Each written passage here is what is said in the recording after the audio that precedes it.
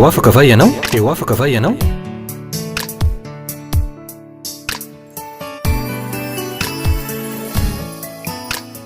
Fandaharany iarana fiangonana RHEFI Androndrakely. Eny ary tompoko fifaliana lehibe ho ahy indray ny manolotra ny arahaba ho anareo rehetra any tokantrano any am'ty androany ity. Miaraba anareo aho ary mirariso anareo mba hahita ny herin'Andriamanitra miasa. Averiko indray hoe mirariso anareo aho mba hahita ny herin'Andriamanitra miasa. Izao matsy, lay Andriamanitra nahary ny lanitra sy ny tany, lay nahary antsika zanak'olombelona, lay antsoiny baiboly hoe Andriamanitra ray, dia Andriamanitra miasa izy. Ary miasa mandraka ankehitriny. Tahaka izany ihany koa Jesosy Kristy, lay voaomby teo ambony fijaliana, lay ambaran'ny baiboly hoe izy ny zanak'Andriamanitra. Miasa tahaka n'Andriamanitra ray ihany koa izy. Zao ny teny nataony Jesosy any amin'ny Jaona 5 any, amin'ny 7:70. Ny raiko miasa mandraka ankehitriny, ary zao ihany koa miasa. De izao, tsy takatry ny saina ny zavatra lehibe sy magaga ataon'Andriamanitra rehefa miasa izy, na ihany koa hoe rehefa miasa Jesosy Kristy. Ka iresaka aminareo mikasika any am'izay Andriamanitra miasa izay ny tenako androany. Fa mialohan'izay nefa dia mbola anokana fotoana anaovana vavaka isika, ametraka an'izao fandarana izao eo an-tanan'ny Tompo mba ho tahian'Andriamanitra, na ny mpanompony zay hitondra ny hafatra, na ianareo zay mahita sy mandre ahy am'izao fotoana izao. Ka dia aondreo ny lohantsika rehetra tompoko. Ry Tompo Andriamanitra ray ny malalo, miantso anao amin'ny anaran'i Jesosy izahay, amindrao fo ny tsiraray avy aminay, na reo namana zay efa mahita sy mandre ny mpanomponao am'izao fotoana izao, satria iainy ny teny zay eto mpanomponao, na ny mpanomponao zay hitondra ny hafatra, dia hoeo aminay rehetra ny famindraponao, ka ho fahasoavana ho anay tokoa ity fandarana androany ity. Atsapanay fa Andriamanitra miasa tokoa ianao, ary araky ny teny Jesosy dia miasa mandraka ankehitriny. Omenanao Andriamanitra tsy to ny dera sy ny aja ary ny voninahitra, amin'ny anaran'i Jesosy no anaovana vavaka. Amen. Eny ary tompoko, iroso hitondra ny fampianarana ho anareo am'izay ny tenako. Araky nefa nambarako tery aloha, miasa lay Andriamanitra ray, ary miasa toy zany ihany koa Jesosy lay antsoina hoe zanak'Andriamanitra. Ary ny mampahery de ity, miasa ho antsika zanak'olombelona izy, ary amin'ny karazany mihitsy ny asa ataon'io Andriamanitra ray, na ataon'io Jesosy Kristy zanak'Andriamanitra io. De zao ihany koa, tsy hoe fahiny tany aloha tany ihany izy no miasa, satria raha mamaky baiboly mantsy anao dia hoy ianao hoe marina teny pastera fa tena miasa marina Andriamanitra. Na hoe tamin'ny fotoana nandalovan'i Jesosy tety ambony tany ihany izy no miasa, na hoe tamin'ny androndreo apôstôly ihany koa izy no miasa. Fa arak'ilay teny Jesosy lay Jaona 5:70 zay nivakina tamintsika tery aloha, de voasoratra hoe ny raiko miasa, zay ny teny Jesosy, ny raiko miasa mandraka ankehitriny, ary zao ihany koa dia miasa. De zao no mampahery, rehefa miasa Andriamanitra de asa magaga hoy ao, ary asa tsy takatry ny saina, tsy azo saina hoeritreretina mihitsy ny asa ataony. Tena asehon'Andriamanitra mihitsy ny maha-Andriamanitra azy rehefa tena hoe miasa izy. Asehony hoe izy no Andriamanitra mpamonjy, izy no Andriamanitra mpanasitrana, izy no Andriamanitra mpanafaka, izy no Andriamanitra mpitondra fitahina, izy no Andriamanitra mpitondra fahasoavana ho antsika zanak'olombelona. Tena asehony mihitsy zany rehefa tena miasa izy. Ohatra izao, ato amin'ny mpanjaka faharoa 9 sy ny mpanjaka faharoa toko fafito tsy ovakena amitsika moa lay teny fa lava be. De tantarain'ny baiboly ao a fa nandalo olana faran'izay mafy ny vahoakan'Andriamanitra tao Samaria. Tena hoe faratapony olana no nanjoa ny firenena ray manontolo, satria araka volasany baiboly dia nataon'ny fahavalo fahirana le tanàna fahirano tanàna Samaria, ka ny olona tao am'ilay tanàna tsy afaka nivoaka mba hitady sakafo, ary ny olona tany ivelany tsy afaka niditra mba hitondra sakafo. Anika ny fiafaran'ny zavatra fiafaran'ny zavatra nitranga tao amin'ny tanàna Samaria dia nisy tam'ireo vehivavy sasany voatery mifampihinanjanaka. Tsy miditra am'zany hoe mifampihinanjanaka zany ny olona tompoko, raha tsy efa azo lazaina hoe efa faratapony ny olana zay nianjady teo amin'ny fiainan'izy ireo. De tamin'ny fotoan'andro anankiray azy, zay veriko hoe zay mihitsy ny fotoanan'Andriamanitra natokan'Andriamanitra amonjena ny vahoaka tao Samaria. De nanapa-kevitra Andriamanitra fa hiasa tao am'le tanàna, hiasa eo amin'ny olona, ampiseho fa izy no Andriamanitra mpamonjy, izy no Andriamanitra mpanafaka, izy no Andriamanitra mpamaolana. Dia nampitondra hafatra any Elisa mpanompony izy, araka voalaza ato amin'ny mpanjaka faharoa toko fafito andininy voalohany. Nampitondra hafatra izy hoe lazao amin'ny mpanjaka, lazao amin'ny vahoaka rehetra, lazao amin'ny olona rehetra ao amin'ny tanàna Samaria fa rampitso toy zao. Tena faritan'Andriamanitra hoe rampitso toy zao. De ho sikely ray monja ny vidin'ny vary ordea indroan'ny famarana, ary ho sikely ray monja tahak'izay ihany koa ny vidin'ny koba tsara toto indray mandeha famarana ao ambavadin'ny Samaria. Rampitso toy zao.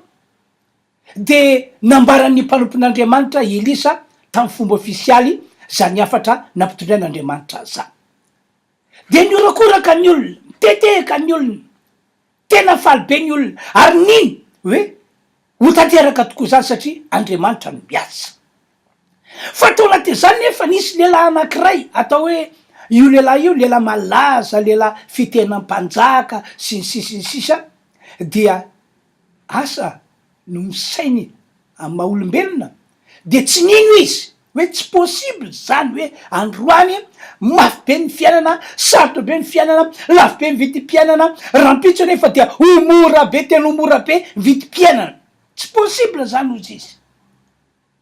De tam'izany moa ny teny Elisa, ary zay le ozina, satria nampalelo an'Andriamanitra zay fihetsika zay lehilahy zay. Manao an'Andriamanitra tsy misy, ary manao an'Andriamanitra tsy mahavita azy. De hoy Elisa, ny masonao ahity zany rapitso fa ianao tsy hinana, ahity zany masonao fa ianao tsy hinana. De vita indresaka iny. Fa hodianiko ny tantara, entiko milaza aminareo hoe tena miasa Andriamanitra, ary efa miasa izy dia tsy takatry ny saina manieritreritra mihitsy ny zavatra ataony. Inona ho ianao ny zavatra nataony? Nakao am'lay toby nisy an'ilay fahavalo ny tompoandriamanitra tsy to. De tantarain'ny baiboly fa nataon'Andriamanitra nandre feona miaramila be dehibe, nataon'Andriamanitra nandre ny firodrodin'ny soavaly be dehibe reto fahavalo zay nanao fahirano ny tanàna Samaria. Andriamanitra mihitsy nanao zany. Zay ny voalaza amin'ny mpanjaka faharoa toko fafito de ny andininy fahenina. Fa Jehova, vakiko amin'ny anaran'i Jesosy lay teny, fa Jehova efa nampandre ny miaramilan'ny Siriana, ny fikodidian'ny kalesy sy ny mpitaingin-tsovalina, ary ny firodrodin'ny miaramila be, ary niresaka hoe izy indro fa ny mpanjakan'ny Israely dia napininy mpanjakan'ny Egyptianina mba hiady amitsika. De tamin'iny alina iny moa ny baiboly dia rifatra nandositra reto fahavalo reto, rifatra nandositra, tsy voaraintsony lambana, tsy voavany itsony lay soavaly ny fatotra teo anila ny tompony ary ny fananany dia navelany fotsiny teo. Zay no nataon'Andriamanitra ny tranga mba ahafan'Andriamanitra manatanteraka hoe raha mpitsoto zao de ho sekely ray monja ny vidy vary ordea indro famarana ary ho sekely ray monja toy zany ihany ko ny vidy kobatsaratoto ndre mandeha famarana ao am-bavady ny Samaria. Zavatra tsy mieritreretin'ny olona ho ataon'Andriamanitra zany kanefa nataony satria zay mandriamanitra azy afaka manao zay zavatra tiany atao izy ho famonjena, ho fanafana ary ho fitahina ny olony. Ny asa Andriamanitra teo de zay zavatra nitranga. Maraina tokoa de arabaky teny mora be ny fiainana tao am-bavady ny Samaria. Tena mora be tsy misy toy zany. Fa lay lehilahy tsy nino kosa zay niaran'le ozina de tantarain'ny baiboly hoe nahita tokoa ny masony fa saingy voadonan'ny olona izy teo am-bavahady de voetsakitsaka ary maty. Na ahita ny masonao fa ianao kosa tsy hinana. Ohatra anankiray faharoa ihany ko ato amin'ny mpanjaka faharoa 9:20. Entiko milaza ihany fa miasa tokoa Andriamanitra, tena miasa ary manana fomba fiasa magaga tsy takatry tsy azo eritreretin'ny saina manieritreritra mihitsy. Tantarain'ny baiboly fa nandalo olana faran'izay mafy Ezekia mpanjaka ny Joda. Manomboka amin'ny 1 zany ka hatrany amin'ny 4 ny falavabe mihitsy hatrany amin'ny 30 mahery any. De nandalo olana faran'izay mafy Ezekia mpanjaka ny Joda. Ny fomba nandraisany azy de hoe tahaka an'ireny vehivavy hiteraky ireny kanefa tsy manana hery hiterahana. De azo antoka fa ho faty ny zaza ary na de miaindehibe aza ho faty ihany ko afoy. De na zavatra nitranga sotra ny tenin'Andriamanitra, teny nataon'Andriamanitra nampitondraina ny Isaia mpaminany ho an'ny mpanjaka Joda, ho an'ny Ezekia mpanjaka ny Joda sy ny vahoaka Joda rehetra. Araka voalaza eo amin'ny mpanjaka faharoa 9:17. Hoy Andriamanitra, ary izao dia anisy fanahy ao anatiny ary sisio izy ka iverina ho any amin'ny taniny dia ataoko lavitsapatra any izy ireo. Mazava voasoratra. Izao Jehovah hoe Andriamanitra ho avy any am'ireo fahavalo reo zay fototry ny olana teo amin'ny Ezekia mpanjaka ny Joda sy ny vahoaka Joda rehetra ho avy any aminy ao izy de andefa fanahy ao anatiny ao, ametraka fanahy ao anatiny ao, ary io fanahy apetraka ao anatiny io dia ampatahotra azy, ampiororo azy ka toga tsy maintsy andao an'ty tanàna Joda ity ka iverina any amin'ny taniny ray. Ka rehefa tonga any amin'ny taniny izy dia any izy no ataoko lavitsabatra. Zay nge nilazako aminareo hoe miasa Andriamanitra. De zany tokoa ny tanteraka satria voalasa teny Andriamanitra aveo fa tamin'iny aliny any de naniraka anjeny ny tomp'Andriamanitra tsy to de nandringana andreto fahavalo fototry ny olana teo amin'ny Ezekia mpanjaka ny Joda sy ny vahoaka Joda. Tamin'iny aliny any de tapitra maty ny fahavalo ray manontolo.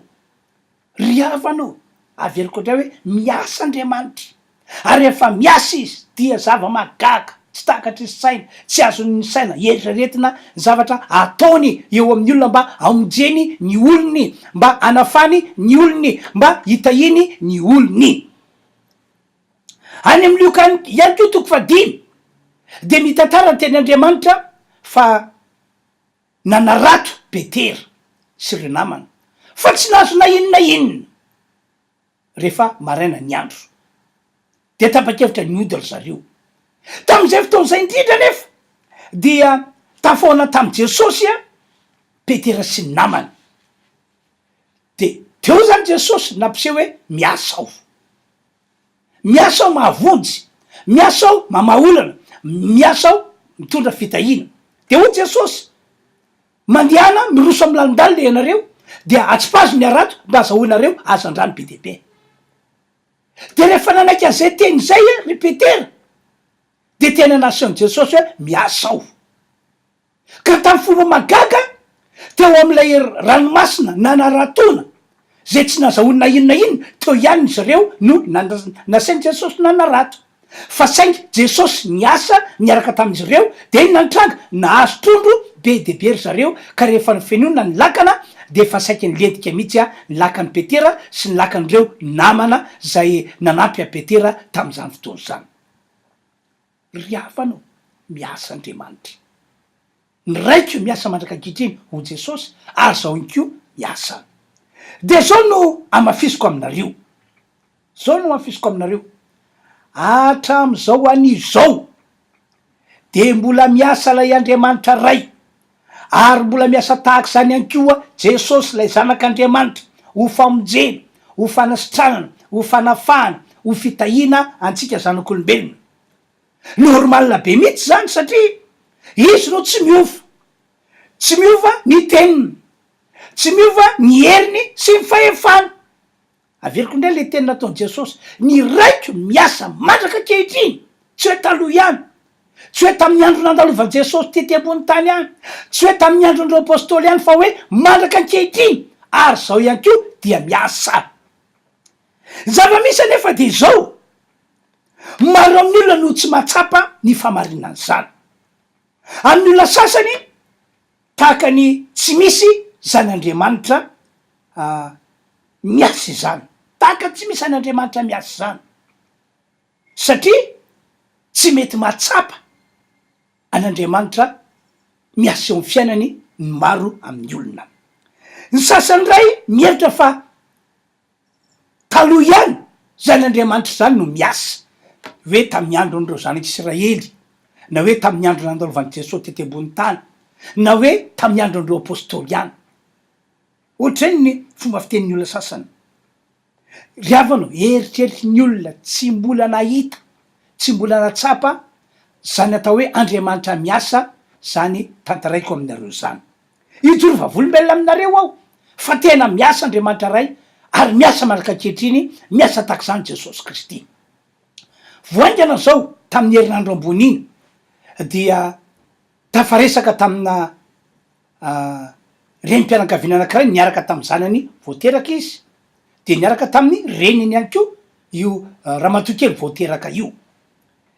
De tamin'ny faharoan'ny volany, zany hoe faharoan'ny kibony sy faharoan'ny volany tamin'ny kibony, faharoan'ny volan'ny kibony sy ny fahatelo volan'ny kibony dia nanderaha foana io vehivavy io, nanderaha ary raha be dehibe mihitsy no voaka, tena nanderaha raha be dehibe ary nisy vangam-painanary zay fomba fiteniny. De indroa niditra hôpitaly izy tamin'izany, de tsotra ny teny dokotera tsy nampanaty anazy intsony fa mbola hipetraka ao anaty kibony le zaza satria be loatra le rà, be loatra le rà. Décollement placenta moa zany no nilazany ny aretina azo azy tamin'izany.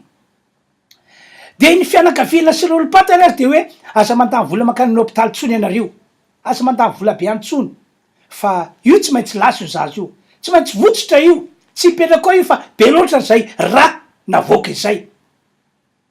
Tamin'ny faharoan'ny volan'ny kibony sy fahatelon'ny volan'ny kibony no nisehon'izany rà, tsy mijanona, tsy mijanona, tsaboana, tsy mijanona, tsy mijanona, tsy miala am-pandrena, tsy mijanona, tsy mijanona. Raha zany ve dokotera eteny hoe tsy sevitra intsony, tsy azo antoka intsony. Tam'izay indrindra no nanaovako vavaka ho an'io vehivavy io, ary tsy indray mandeha na indroa na intelo fa matetetika no vavaka ho an'io vehivavy io, satria ny fahafanjaza raha ny baiboly no jerena dia ozona fahafanjaza. Marina hoe aretina le izy, tsy haiko na hoe ny zavatra fanitranga fa ozona fahafanjaza. De ny vavaka ho azy nanapaka le ozona, ny vavaka ho azy mbo sitran'Andriamanitra ny tranonjaza, de tapitra ny vita ny telo volana tsisy raha nandeha tsony. De zao ndray ny tenin'ny olona sy ny tenin'ny fianakaviana, eny mitomby ihany no ny kibonao aloha zao, mitomby ihany ny kibonao fa noho zay raha be dehibe zay de mety ho sampony io zaza io, mety ho sampony io zaza io. Zany hoe ny olona zany tsy mananteny afa tsy fanakiviana, fanakiviana satria zay ny hita masony fanakiviana. De ny vava koa ny vehivavy io a de raina tompo teraka somatsara izy raha ray volana mahery kely zao ny zanany. Zay natoka hoe ny tena hoe tamin'ny herinandro iny ny ony zahay fa salama tsara le zaza, teraka somatsara le bato, salama tsara le zaza ary tsy misy trasina hoe inona re fahasapona zany a eo am'le zaza. Satria nahoana? Satria niasa Andriamanitra, niasa Jesosy tamin'ny alalan'ny vavaka zay nataony mpanompony. Marina be ny teny Jesosy hoe ny raiky miasa mandrika ankehitriny ary zao ihany koa dia miasa. Mbola joro vavolombelona aminareo ihany koa entiko manamafy aminareo fa tena miasa Andriamanitra mandrika ankehitriny, fa tsy hoe taloha ihany, tsy hoe tamin'ny andro nandalova Jesosy ihany na tamin'ny andro andreo apôstôly ihany. Ndre mandeha fa elaela ihany izy tia nisy zazalahy kely anakiray zay indray de toratora io zaza io, safotra matetitetika. Fara moa neta tamin'ny hôpitaly de nataony scanner, de rehefa natao scanner de hoe misy varisy eo amin'ny andro zany eo ao anatin'ny lohany misy varisy. De vadika anany izy io de nanimbany masony, de io zany natoratora anazy. De zao mitenyle dokotera hoe any amin'ny tongotra tokony isy azy ty ozy izy fa ny azy aty amin'ny lohany ka dia mahafaty vetivety ity aretiny ity. Misy anarany zay moa nitenen'ilay raim-pianakaviana fa tsy tadidiko le anarana. De nivavaka ho an'io zalahy kely io nivavaka ho azy satria fa zay zany teny dokotera ahafaty azy vetivety io. Zareo rehefa amin'io tsy manam-bola andidina nanaovany opération le zaza de nivavaka ho azy tam'izay tao an-tranony mihitsy no nanaovako mivavaka. De raina tompo fa ny harivan'iny any de sitrana le zaza mandraky tiany androany tsy verina tamin'ntsony ny aretina. Tsy avy amiko zany, tsy heriko zany, tsy faizako zany fa Andriamanitra miasa zany, lay Andriamanitra ray miasa, lay Jesosy Kristy zanak'Andriamanitra miasa ary miasa amin'ny alalan'ny vavaka ataony mpanompony izy. Ny raiko miasa mandrika ankehitriny ho Jesosy ary zao ihany ko de miasa.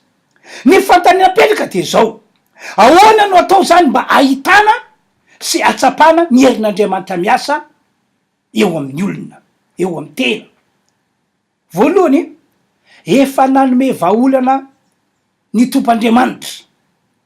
Taloha olombetsy ihany no nanehoan'Andriamanitra zany vahaolana zany hoe izy miasa. Fa ankehitriny kosa no Jesosy Kristy zay maty teo ambony hazo fijaliana, nalevina, natsangana tamin'ny maty tamin'ny andro fahatelo, nasantritry ny tanakavan'Andriamanitra, nampiakarina ho any an-danitra ary napetrany eo an-tanakavanany. De amin'ny alalan'io Jesosy io de miasa Andriamanitra ary miasa ho an'ny olona rehetra fa tsy ho an'ny olombitsy. Miasa ho an'ny olona rehetra izy satria Jesosy no nataon'Andriamanitra lalana ahafan'Andriamanitra miasa ary na ahafany Jesosy tenany miasa ihany koa. Zao no toko 7:15 no manambary zany. Ao amin'ny Efesany toko voalohany ao moa 9:10 ka hatramin'ny 9:13 tsy vakina le izy de milaza amin'ny baiboly fa tamin'ny alalan'ny fitsakana Jesosy Kristy tamin'ny maty sy tamin'ny alalan'ny nampitoeran'Andriamanitra azy eo an-tanakavanan'Andriamanitra raitsy to dia nataon'Andriamanitra ambony amin'ny hery sy ny fahefana sy ny fanapahana sy ny fanjakana rehetra Jesosy Kristy. Ary tamin'ny alalan'izay toerany zay no natokan'Andriamanitra miasa ka manao zavatra rehetra hoe ho ambany tongotra Jesosy ary nataony zany ho an'izy, ho an'ny tenany de tsy iza koa zany fa ny fiangonana. Zany hoe be de be mihitsy zany reo fahasoavana azon'Andriamanitra tanterahana eo amin'ny olona rehefa miasa izy. Ka ny tiako ho ambara aminao zany hoe ny vahaolany lehibe indrindra de ianao mino resilahatra babo ny am'ilay fisoronana nataony Jesosy Kristy tamin'izy nombona teo ambony hazo fijaliana. Ary indrindraindrindra ianao mila mino resilahatra ary babo fa efa natsangan'Andriamanitra tamin'ny maty izy ary efa nasantritra ny tanakavan'Andriamanitra ratsy to izy ary efa mipetraka ao tanakavan'Andriamanitra izy am'izao fotoana zao. Ny finoana ho an'izay, ny fanaikenao an'izay de mahatonga an'Andriamanitra tsy tafapetraka any amin'ny sendra fiandrianana fa miditra izy miasa eo aminao, matonga anao ho vonjena, ho afahana, ho sitranina, ho tahina ihany koa. Ny olana mantsy a de ity, ny olana de ity mamita tena maro amin'ny olona satria hoe efa mpivavaka ao an'izy, efa mpiangona izy, efa mpandray fanasany tompo izy, efa diakona izy, efa loolona izy, efa manandraikitra ao anaty fiangonana izy, de mieritreritra izy hoe tokony hiasa eo amiko zany Andriamanitra. Raha tena hoe nandray an' Jesosy anao ka hoe converti eo am' Jesosy, ny ovafo tongolom-baovao tanteraka aminao le Korintianina faharoa toko fadimandimy fafito amby folo de ekeko fa ho hitanao fa miasa tokoa Andriamanitra. Fa saingy tsy zay no mahazo ny olona be de be am'izao vaninandro zao, fa ohatrany hoe titre sy etikety ty velany fotsiny ny mampivavaka azy, ny mahakristianina azy, ny amin'ny andraikitra atazominy ao anaty fiangonana anankiray, ka noho zany de miantso anao aho mandray minoa Jesosy fa izy no tompo sy mpamonjy ity zao tontolo zao ity, ome toerana ao anatinao izy, ary ataovy zay tena tsapanao hoe tena nanova ny fiainanao Jesosy, nanafaka anao tamin'ny fahotana, nanafaka anao tamin'ny fahazaran-dratsy, nanafaka anao tamin'ny fifohana, nanafaka anao tamin'ny fisotroana toka, nanafaka anao tamin'ny fijangatsakana, nanafaka anao tamin'ny adalana maro samihafa. Ataovy tena tsapanao hoe tena nanova ny fiainanao Andriamanitra, fa rehefa tsapanao zany de namany tafaroso amin'ny dinina voalohany zay ahafan'Andriamanitra miasa eo aminao zany ianao. Faharoa sady amaranako azy de ity, anisan'ny manakana an'Andriamanitra tsy asa na de atao hoe efa tonga kristianina ary ny olona anankiray ny fisina ozina sy ny fanaratsy mbola tavela eo aminy. Tsy vitsy amin'ny olona, tena tsy vitsy amin'ny olona no mbola ahitana ny ozina sy fanaratsy io eo amin'ny fiainana. Ny ozina sy fanaratsy nefa tena manakana tsotrao ny herin'Andriamanitra tsy asa, satria tsy anjaran'Andriamanitra intsony, tsy anjaran'i Jesosy intsony ny anafaka anao am'le ozina na ny anafaka anao am'lay asa fanaratsy, satria efa vitan'Andriamanitra ny anjara asany tamin'i Jesosy zay nombolina teo ambony hazo fijaliana, tamin'ny alalan'iny no nitondrany ozina mpahazo ny olona. Efa vitan'i Jesosy ny anjara asany tamin'izy maty teo ambony hazo fijaliana, fa tamin'ny alalan'izany no netiny nandrianana ny devoly rehetra, ka mba tonga le ozina tena ho foana, atonga le fanaratsy tena ho foana tsy eo aminao, dia ilaina tapana ny ozina amin'ny anaran'i Jesosy, ilaina roana fanaratsy hiala eo aminao amin'ny anaran'i Jesosy. Fa raha ohatra ka tsy mbola nroso tamin'izay dikan'izay ianao de mbola mitoetra eo ihany zany le ozina, mbola mitoetra eo ihany koa zany ny fanaratsy, de zany no manao sakana tsy ahafan'Andriamanitra miasa. Enao tsara ke ty fomba fiteniko ity hoe tsy gaga tokoa ve anao ary lasa saina hoe efa mba mpino kristianina ihany ianao, efa nandray ny tompo ihany ianao, efa manamasina ny fiainanao ianao, efa mandesy manao zay takin'Andriamanitra ianao, azo lazaina hoe efa tena converti ao am' Jesosy ianao, kanefa tsy mety mahazo valim-bavaka, tsy mety voata, tsy mety afaka olana mihitsy, tsy gaga ve anao ny am'zany zavatra lazaiko zany ry havana. Tena zany mantsy aho, satria maro am'ireo kristianina no mbola misy ozina sy fanaratsy mitoetra ho aminy. Mila tapana ny ozina, mila roana ny fanaratsy. Izay mpanompon'Andriamanitra ato am'izao fiangonana RHEFI Androndrakely zao moa de tena vonona mihitsy ny anampy anao anapaka ny ozina io sy anilika an'io fanaratsy io. Tena vonona izahay, satria efa nita vokatra, efa nita fombiazana, efa nita fandresena tany aloha tany hatram'izao, ary inonay fa mbola ombanay ny tompo, iara-iasa aminay ny tompo mba atonga ny olona tena atsapan'Andriamanitra miasa tokoa eo amin'ny fiainana. Farany tsy mitsatra ny manasanareo izahay, tongava tompoko mamonjy ny fotoam-pivavahana zay ataonay fiangonana RHEFI Androndrakely, mahatonga ny manasanareo de izao, satria tsapanay fa tena miasa ao ny tompo, tena miasa ao izy, tena miasa fomba magaga, akoatran'ireo olona zay nametrany tanana manokana de ao anaty fotoam-pivavahana de miasa izy, de mivany ny olana, sitrany marary, voavonjy ny olona, ka maninona moa ianao no tsovonjeny raha tonga ao mino ary maneke fa marina zany ka tonga fa tompoko io voalazy io moa ny fandaram-potoana ny alahady misy fidiriny telo zay tianao zany na le fidirina voalohany na le fidirina faharoa na le fidirina fahatelo ny andavanandro moa dia io voasoratra io talata sy alakamisy akoatran'izany afaka miona aminay ianao miona amin'ny mpanompon'andriamanitra manokana na miona am're mpanompon'andriamanitra mpiara-miasa samy manana fahasoavana daholo reo mpiara-miasa rehetra afaka ivavako anao reo zahay ary afaka anampy anareo zay mba toko anareo atsapa an'andriamanitra miasa ka zay moa zany ny afatra nientiko anareo tamin'ity androany ity fa ivavako anareo ao ka dia aondreo ny lohantsika rehetra tompoko ry andriamanitro misaotranao zahay makasitraka anao amin'ny anaran'i Jesosy Kristy fa tena fahasoavana lehibe no nataonao ho anay satria mandraka ankehitriny de miasa ianao ary Jesosy Kristy zanako ihany koa de miasa tahaka anao ko am'ty androany ity de misaotra andriamanitra fa anamarina zany teny nambarako zany ianao ka dia hiasa eo amin'ny olona ka ho sitrana ny marary ivany ny olonao fiainana ary hovonjenao arabaky teny izy ho tahinao ihany ko amin'ny anaran'i Jesosy ho tanteraka ane zany misaotra indrindra andriamanitro omena voninahitra mandrakizay ianao amin'ny anaran'i Jesosy amen zay zany tompoka dia mirary soantsika rehetra mirary fahasoavana sy fitahin'andriamanitra tompoko amin'ny herin'ny ray teo afaka va ianao